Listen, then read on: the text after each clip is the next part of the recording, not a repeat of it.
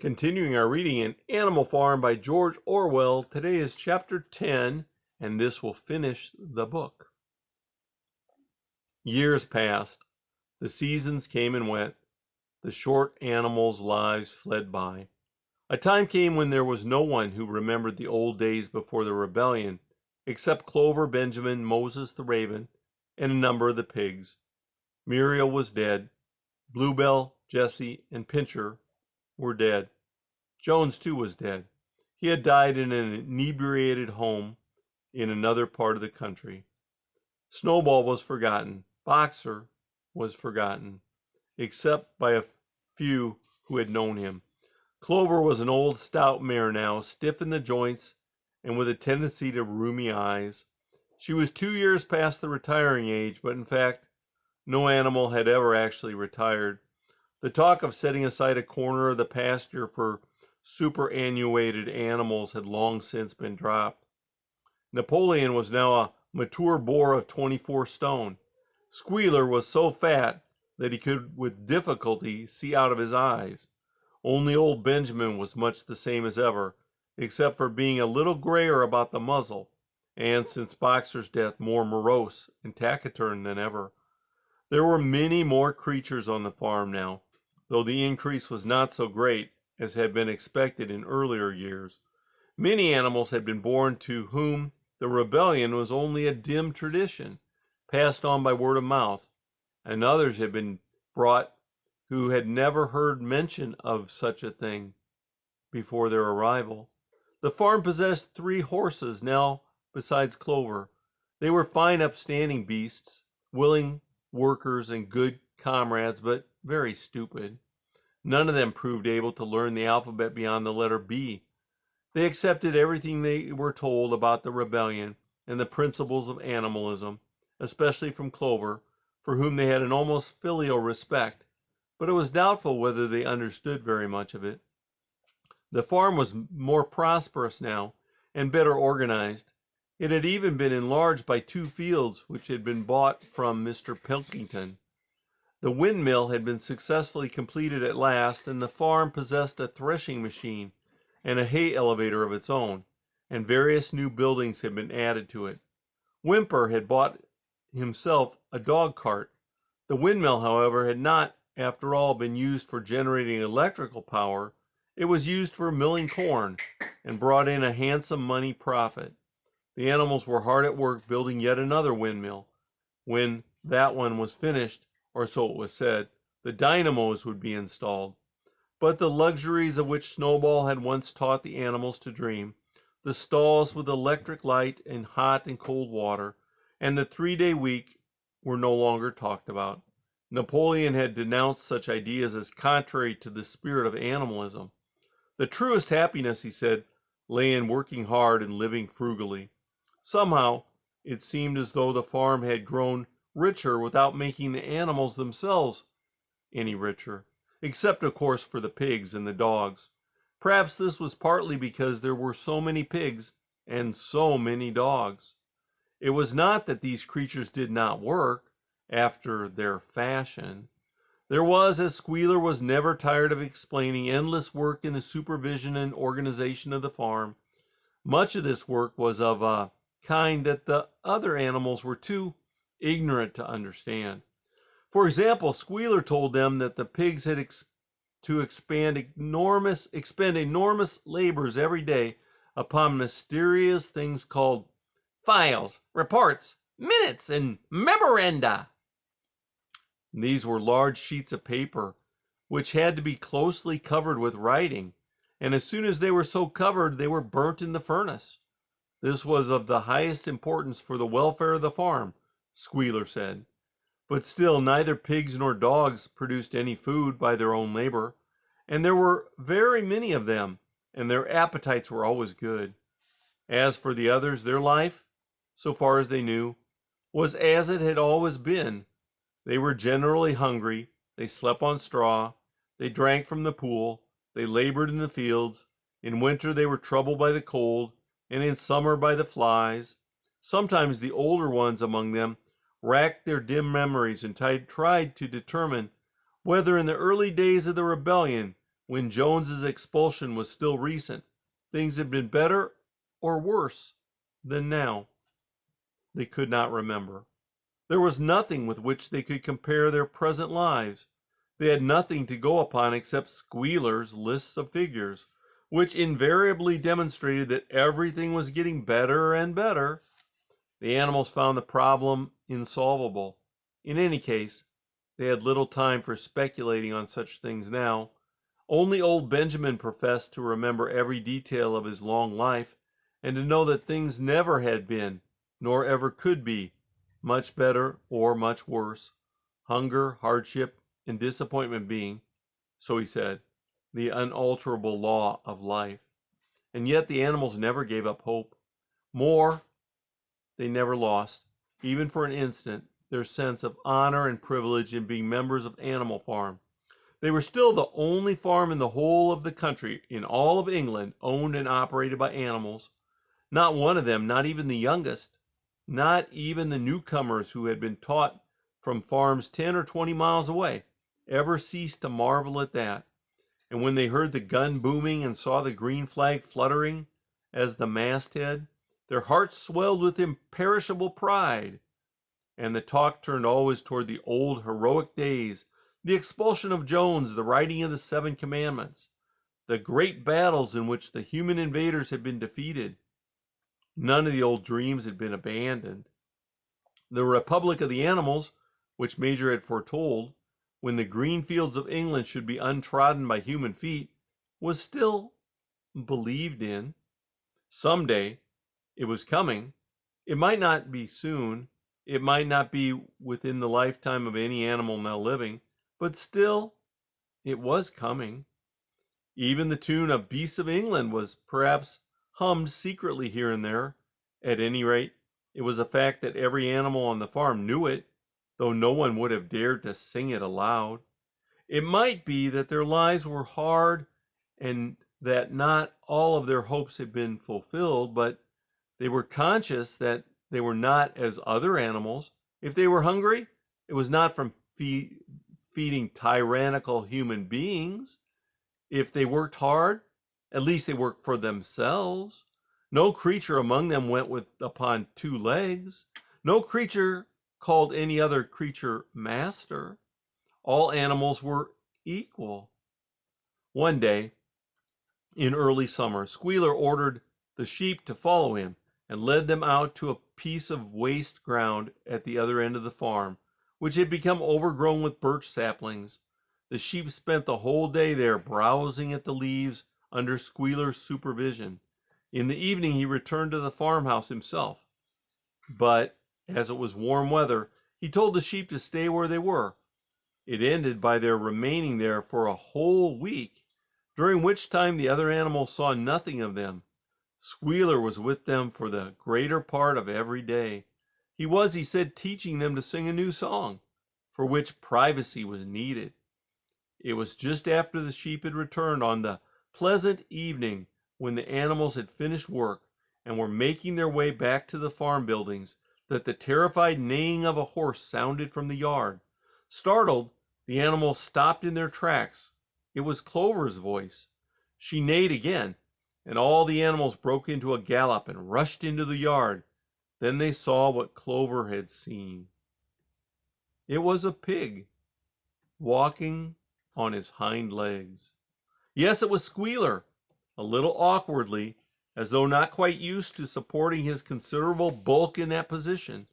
But with perfect balance, he was strolling across the yard.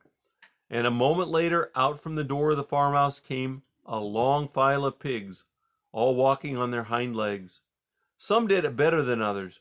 1 or 2 were even a trifle unsteady and looked as though they would have likely liked the support of a stick. But every one of them made his way right round the yard successfully. And finally there was a tremendous baying of the dogs and a shrill crowing from the black cockerel, and out came Napoleon himself, majestically upright, casting haughty glances from side to side, and with his dogs gamboling around him. He carried a whip in his trotter, and there was deadly silence.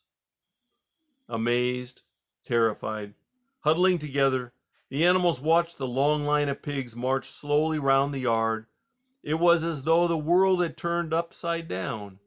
Then there came a moment when the first shock had worn off, and when, in spite of everything, in spite of their terror of the dogs and of the habit developed through long years of never complaining, never criticizing, never, no matter what happened, they might have uttered some word of protest, but just at that moment, as though at a signal, all the sheep burst out into a tremendous bleating of, "Four legs good, two legs better, four legs good, two legs better, four legs good, two legs better." It went on for 5 minutes without stopping, and by the time the sheep had quieted down, the chance to utter any protest had passed, for the pigs had marched back into the farmhouse. Benjamin felt a nose nuzzling at his shoulder. He looked round. It was Clover. Her old eyes looked dimmer than ever. Without saying anything, she tugged gently at his mane and led him round to the end of the big barn, where the 7 commandments were written. For a minute or two they stood gazing at the tarred wall with its white lettering. "My sight is failing," she said finally.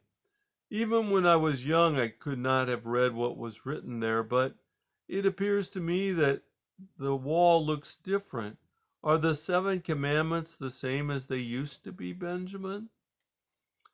For once Benjamin consented to break his rule, and he read out to her what was written on the wall. There was nothing there now except a single commandment. It ran, "All animals are equal, but some animals are more equal than others." After that, it did not seem strange when next day the pigs who were supervising the work of the farm all carried whips in their trotters. It did not seem strange to learn that the pigs had bought themselves a wireless set, were arranging to install a telephone, and had taken out subscriptions to John Bull, Tidbits, and the Daily Mirror. It did not seem strange when Napoleon was seen strolling in the farmhouse garden with a pipe in his mouth. No, not even when the pigs took Mr. Jones's clothes out of the wardrobes and put them on. Napoleon himself appeared in a black coat, rat-catcher breeches, and leather leggings, while his favorite sow appeared in the watered silk dress which Mrs. Jones had been used to wear on Sundays. A week later in the afternoon, a number of dog carts drove up to the farm. A deputation of neighboring farmers had been invited to make a tour of inspection. They were all shown all over the farm and expressed great admiration for everything they saw, especially the windmill. The animals were weeding the turnip field. They worked diligently, hardly raising their faces from the ground, and not knowing whether to be more frightened of the pigs or of the human visitors. That evening loud laughter and bursts of singing came from the farmhouse, and suddenly at the sound of the mingled voices, the animals were stricken with curiosity. What could be happening in there, now that for the first time animals and human beings were meeting on terms of equity? With one accord, they began to creep as quietly as possible into the farmhouse garden. At the gate they paused, half frightened to go in, but Clover led the way. They tiptoed up to the house, and such animals as were tall enough peered in at the dining room window.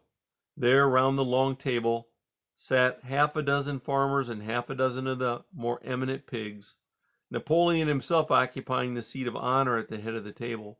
The pigs appeared completely at ease in their chairs. The company had been enjoying a game of cards, but had broken off for a moment, evidently in order to drink a toast. A large jug was circulating, and the mugs were being refilled with beer. No one noticed the wondering faces of the animals that gazed in at the window. Mr. Pilkington of Foxwood had stood up, his mug in his hand. In a moment, he said, he would ask the present company to drink a toast. But before doing so, there were a few words that he felt it incumbent upon himself to say. It was a source of great satisfaction to him, he said, and he was sure to all the others present, to feel that a long period of mistrust and misunderstanding had now come to an end. There had been a time, not that he or any of the present company had shared such sentiments, but there had been a time when the respected proprietors of Animal Farm had been regarded, he would not say with hostility, but perhaps with a certain measure of misgiving by their human neighbors. Unfortunate incidents had occurred, mistaken identities had been current. It had been felt that the existence of a farm owned and operated by pigs was somehow abnormal and was liable to have an unsettling effect on the neighborhood. Too many farmers had assumed, without due inquiry, that on such a farm a spirit of license and indiscipline would prevail. They had been nervous about the effects upon their own animals or even upon their human employees. But all such doubts were now dispelled. Today he and his friends had visited Animal Farm and inspected every inch of it with their own eyes. And what did they find? Not only the most up-to-date methods, but a discipline and an orderliness which should be an example to all farmers everywhere. He believed that he was right in saying that the lower animals on Animal Farm did more work and received less food than any animals in the country. Indeed, he and his fellow visitors today had observed many features which they intended to introduce on their own farms immediately. He would end his remarks, he said, by emphasizing once again the friendly feelings that subsisted and ought to subsist between Animal Farm and its neighbors. Between pigs and human beings there was not, and there need not be, any clash of interests whatsoever. Their struggles and their difficulties were one. Was not the labor problem the same everywhere? Here it became apparent that Mr. Pilkington was about to spring some carefully prepared witticism on the company, but for a moment he was too overcome by amusement to be able to utter it. After much choking, during which his various chins turned purple, he managed to get out, "But if you have your lower animals to contend with," he said, "we have our lower classes. This bon mot was set the table in a roar." And Mr. Pilkington once again congratulated the pigs on the low rations, the long working hours, and the general absence of pampering which he had observed on Animal Farm. And now, he said finally, he would ask the company to rise to their feet and make certain that their glasses were full. "Gentlemen," he concluded. Mr. Pilkington did. "Gentlemen, I give you a toast to the prosperity of Animal Farm." There was enthusiastic cheering and stamping of feet. Napoleon was so gratified that he left his place and came round the table to clink his mug against Mr. Pilkington's before emptying it.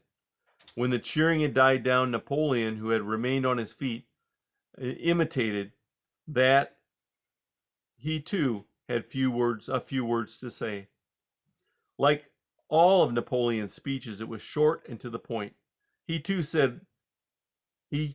he said, was happy that the period of misunderstanding was at an end. For a long time there had been rumors circulated, he had reason to think by some malignant enemy, that there was something subversive and even revolutionary in the outlook of himself and his colleagues. They had been credited with attempting to stir up rebellion among the animals on neighboring farms. Nothing could be further from the truth. Their sole wish now and in the past was to live at peace and in normal business relations with their neighbors. This farm, which he had the honor to control, he added, was a cooperative enterprise. The title deeds, which were in his own possession, were owned by the pigs jointly. He did not believe, he said, that any of the old suspicions still lingered, but certain changes had been made recently in the routine of the farm, which should have the effect of promoting confidence still further. Hitherto, the animals on the farm had a rather foolish custom of addressing one another as comrade. This was to be suppressed. There had also been a very strange custom, whose origins was unknown, of marching every Sunday morning past the boar's skull, which was nailed to a post in the garden. This too would be suppressed, and the skull had already been buried. His visitors might have observed, too, the green flag which flew from the masthead. If so, they would have perhaps noticed that the white hoof and horn with which it had previously been marked had now been removed. It would be a plain green flag from now onward. He had only one criticism, he said, to make of Mr. Pilkington's excellent and neighborly speech, Mr. Pilkington had referred throughout to Animal Farm. He could not, of course, know, for he, Napoleon, was only now for the first time announcing it, that the name Animal Farm had been abolished. Henceforth, the farm was to be called and known as the Manor Farm, which he believed was its correct and original name. "Gentlemen," concluded Napoleon, "I will give you the same toast as before, but in a different form. Fill your glasses to the brim, gentlemen. Here is my toast to the prosperity of the Manor Farm." There was the same hearty cheering as before, and the mugs were emptied to the dregs, but as the animals outside gazed at the scene, it seemed to them that some strange thing was happening. What was it that had altered in the faces of the pigs? Clover's old dim eyes flitted from one face to another. Some of them had 5 chins, some had 4, some had 3. But what was it that seemed to be melting and changing? Then, the applause having come to an end, the company took up their cards and continued the game that had been interrupted, and the animals crept silently away. But they had not gone 20 yards when they stopped short. An uproar of voices was coming from the farmhouse. They rushed back and looked through the window again. Yes, a violent quarrel was in progress. There were shoutings, bangings on the table, sharp, suspicious glances, furious denials. The source of the trouble appeared to be that Napoleon and Mr. Pilkington had each played the same ace of spades simultaneously. 12 voices were shouting in anger, and they were all alike. No question now what had happened to the faces of the pigs. The creatures outside looked from pig to man, and from man to pig, and from pig to man again. But already it was impossible to say which was which. And that is the end of Animal Farm.